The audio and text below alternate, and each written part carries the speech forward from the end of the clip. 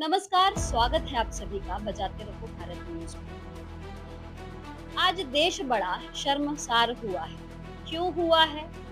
वो इसलिए हुआ है क्योंकि इसके पीछे जो हमारे देश भारत देश की जो बड़ी-बड़ी मीडिया सो कॉल्ड बड़ी-बड़ी मीडिया खुद को कहती है सबसे सटीक खबर, सबसे तेज खबर, इस तरह के लाइनों से इनके खबरों की शुरुआत होती है।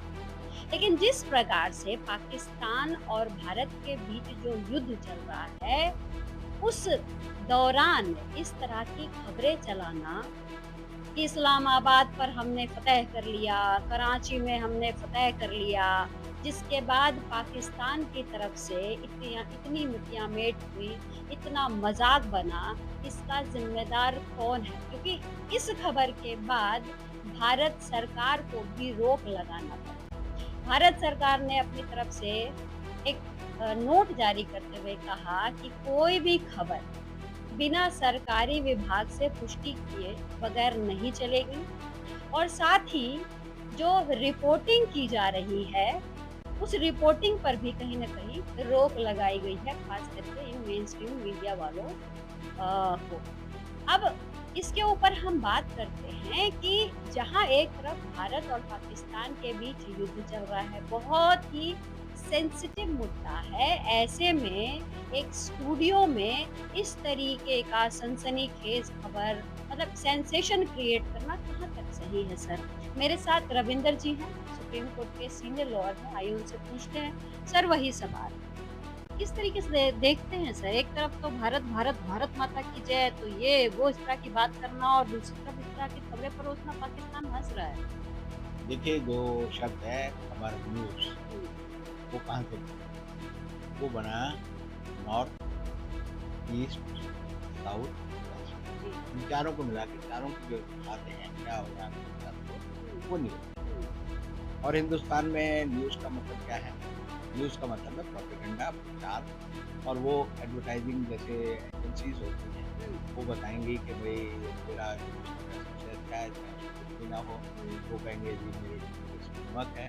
तो इसी तरह जो भारत का मीडिया है, पिछले 10-12 सालों से उसकी जो पूरी की हालत है, वो समझिए वो सरकारी झूठों की हो गई है हुँ, और वो किसी बात में कभी भी तथ्यों पे नहीं। हुँ, मैं एक समय में जब बैठता था, तो वहाँ ये होता था कि एक कॉलम होता है आज का हुँ, पन्ना और उसमें राशिफल बताया जाता है हुँ, कि भाई मेष राशि वालों का ये है, कोई जो पंडित जी थे, तो उनकी हुँ, जो उस समय में हम लोग को पेश किया जाता था। पेशकर ने पूछा भाई न्यूज़ मिल गई? वो तो आया नहीं, तो क्या करें? उसने कहा जो ड्रॉवर है उसमें कोई भी निकाल के लगा, किसी ने कैसे पहले भाग के कहीं निकाला।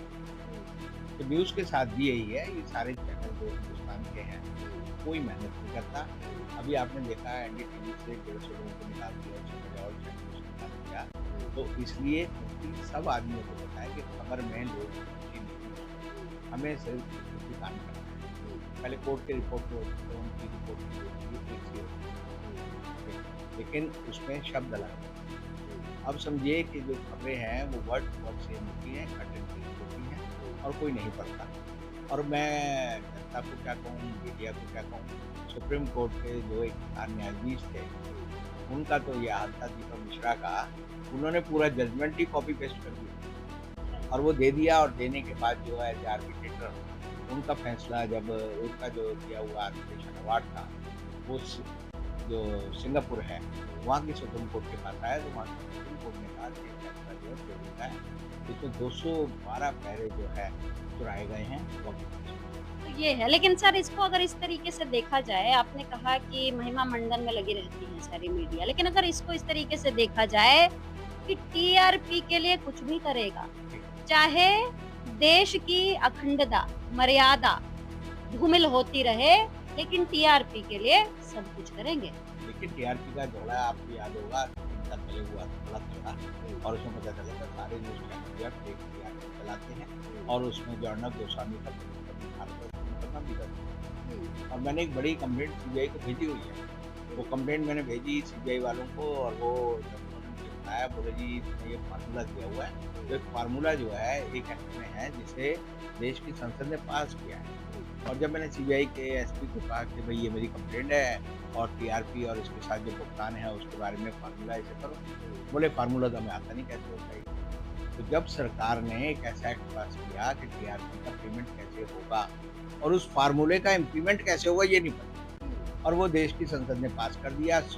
मैंने कंप्लेंट करनी थी सीबीआई को, सीबीआई ने मुझे बुलाया, बोले हम इस पे एक्शन नहीं लेंगे। तो इस देश में कानून की कोई पकड़ नहीं है, इसलिए लोग जो है कानून का पालन नहीं करते। और जो कानून संसद बनाती है, मैं कहूँगा हमारी देश की संसद बेईमान लोगों से बनी हुई है जो कानून पढ़ते नहीं। देखिए सर, एक बात बताइए कि जो एक मैं तो दुकान ही कहूँगी, जो दुकान एक लगी रहती है स्टूडियो के अंदर, जिसमें सारे ex major, colonel, major general, इतने बड़े-बड़े पोस्ट पर तैनात रहे लोग जो आज रिटायर्ड हैं, वो वहाँ पर बैठते हैं, लेकिन उनके सामने ही इस तरह की चीज़ें परोसी जाती है।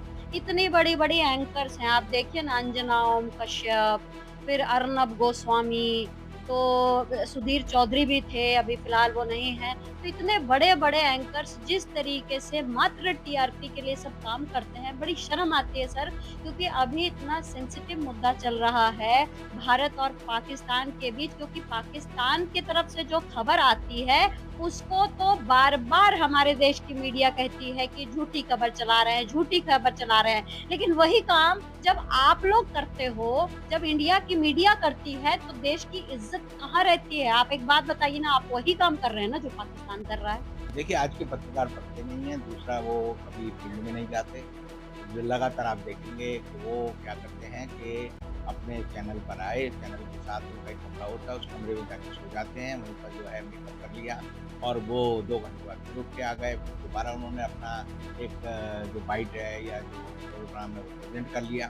तो आप समझिए ये चैनल के जो जितने भी रिपोर्टर हैं, ये अपने आप को हीरो-हीरोइन समझते हैं। ये पत्रकार नहीं हैं, ये जो है एक तरह से मालिकों के गुलाम हैं जिनको सिखाया जाता है। और जैसे सर्कस का जो कुत्ता होता है उसको पता है भाई कैसे मुझे करना है, कैसे करना है। तो ये सर्कस के लोग हैं, इनको पत्रकारिता से कोई संबंध नहीं है। दूसरी बात आपने कही कि पाकिस्तान की खबर आती है और हमारे यहाँ, तो आप देखिए 180 देश हैं जिनके बारे में मीडिया वॉच जो है अपनी रिपोर्ट देता है, तो उसमें हिंदुस्तान का नंबर इस समय 151 है। तो खबरें जो हैं हमारे यहाँ जो हो रही होती हैं वो नहीं बताई जाती, वो पहले से गढ़ी जाती हैं।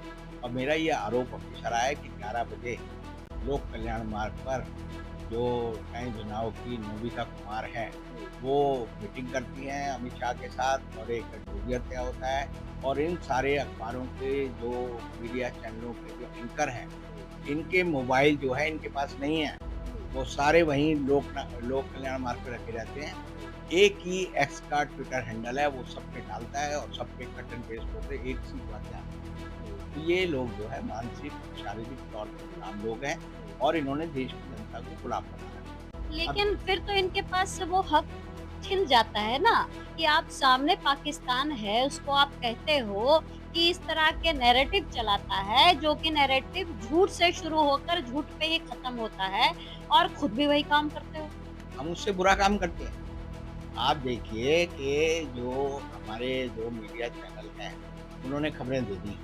आप देखिए जी ने दे दी कि भई हमने कराची पे हमला कर लिया है, दूसरे ने दे दी इस्लामाबाद पे कब्जा हो गया, तीसरे ने दे दी कि जो वहाँ के जनरल मुनीर हैं उनके खिलाफ तख्ता पलट हो गया, उनको अरेस्ट कर लिया है, चौथे ने दे दिया जी पाकिस्तान के प्राइम मिनिस्टर को अरेस्ट कर लिया गया है। और ये खबरें सारी रात चलती रहीं परसों, और इतनी ज़्यादा चली कि लोगों को 1% एक खबर पे तो आदमी बिलीव करेगा, ये तो नहीं मानेगा कि सारी की सारी खबरें फेक हैं। बस वहीं आ रही थी सर, मैं वहीं आ रही थी कि भारत का जो आम इंसान है, जो आपको घंटों वॉच कर रहा है, क्योंकि आज के समय में हर भारतीय की नज़र टीवी चैनलों पर गड़ी है कि अब क्या ब्रेकिंग आने वाला है, अब क्या ब्रेकिंग आने वाला है। ऐसे में झूठी खबर को अगर ये ब्रेकिंग चलाएँगे, तो आप सोचिए फिर भरोसा कहाँ जाए?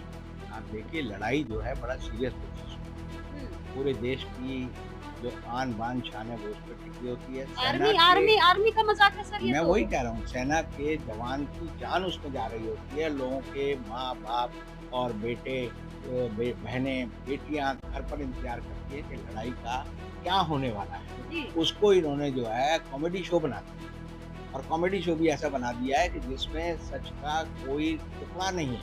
जी। ये झूठ बोलते हैं।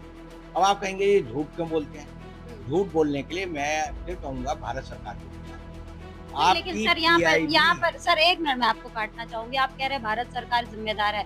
अगर वाक़ई में भारत सरकार ज़िम्मेदार होती तो जिस तरीके से इन लोग के लिए नोटिस जारी हुआ है कि आप बेफ़िज़ूल की खबरें नहीं चलाएँगे तब तक, जब तक कि आप क्रॉस चेक नहीं करेंगे, जब तक कोई नोटिफ़िकेशन जारी नहीं हो। आप एक बात समझ लीजिए, आप किसी खबर को क्रॉस चेक नहीं कर सकते। हुँ, ऑल इंडिया रेडियो झूठ बोलता है, दूरदर्शन झूठ बोलता है, पीआईबी झूठ बोलता है, हुँ। वो जो फॉरेन मिनिस्ट्री का जो स्पोक्स पर्सन है वो झूठ बोलता है और मुझे नहीं कहना चाहिए हमारी डिफेंस मिनिस्ट्री झूठ बोलती है। सर लेकिन यही तो ये बोला गया प्रेस प्रेस अरे नोट यही जारी करेगा मैं सरकार यही तो दे रहा सरकार हूँ, जारी करेगी। ये ऑल इंडिया रेडियो बता रहा है कि मोदी जी 24 तारीख को ऑल इंडिया जो पार्टीज हैं उनकी मीटिंग को चेयर कर रहे हैं।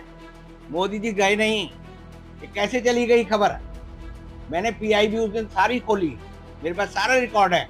उसमें ऑल इंडिया पार्टी की मीटिंग के बारे में पीआईबी ने एक खबर नहीं दी। सर मैं समझ गई, लेकिन सर मैं यहाँ पर यही पूछना चाहूँगी कि जब कल ये सूचना दी गई कि भाई जब तक प्रेस नोट नहीं जारी हो जाता है, कहीं भी अगर हमला हुआ या भारत ने अपनी तरफ से कदम बढ़ाया, कराची को नेस्तनाबूद किया गया या फिर इस्लामाबाद गया, ये जब तक प्रेस नोट जारी नहीं होता है संबंधित विभाग के द्वारा तब तक ये लोग खबर नहीं चलाएँगे। तो अरे सरकार ने अपनी तरफ से मैं तो किया वही ना, कह कदम रहा तो हूँ, बढ़ाया ना। जनता को, भूखे आदमी को खाना चाहिए, लड़ाई में लोगों को सूचना चाहिए, कोई देना नहीं चाहता, सरकार कोई प्रेस नोट जारी नहीं करती।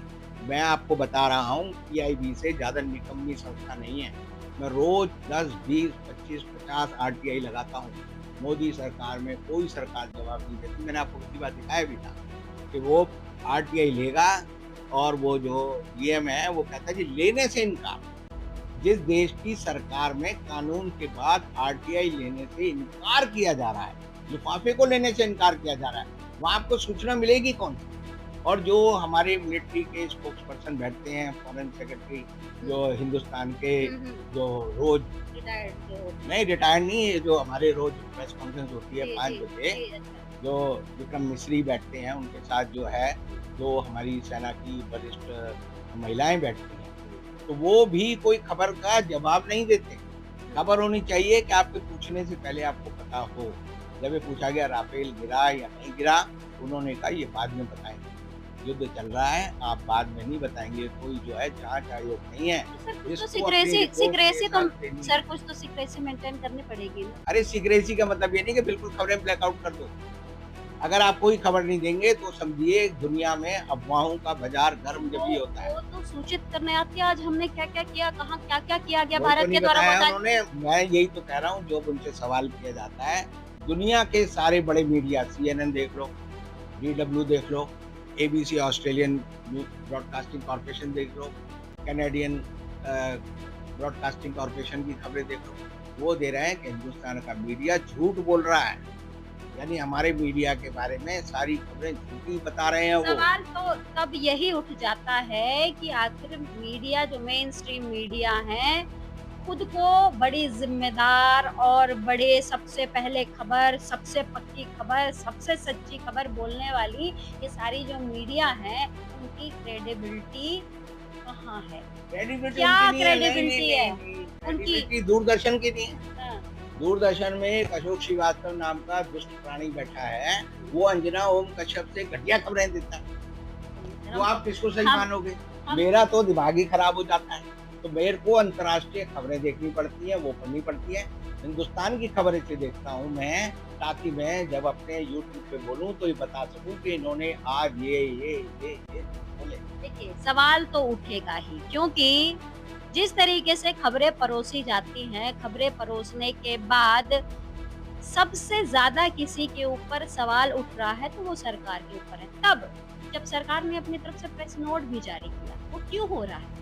क्योंकि जब खुद को जिम्मेदार कहने वाली मीडिया ही इस तरीके का काम करेगी सेंसेशन फैलाने के लिए, मात्र जो कहते हैं ना टीआरपी के लिए जो काम हो रहा है, तो इस तरह की चीज़ें आएँगी। बहरहाल आप लोग क्या कहते हैं ज़रूर बताइएगा इस पूरी खबर पर मुझे और रविंदर जी को दीजिए इजाज़त।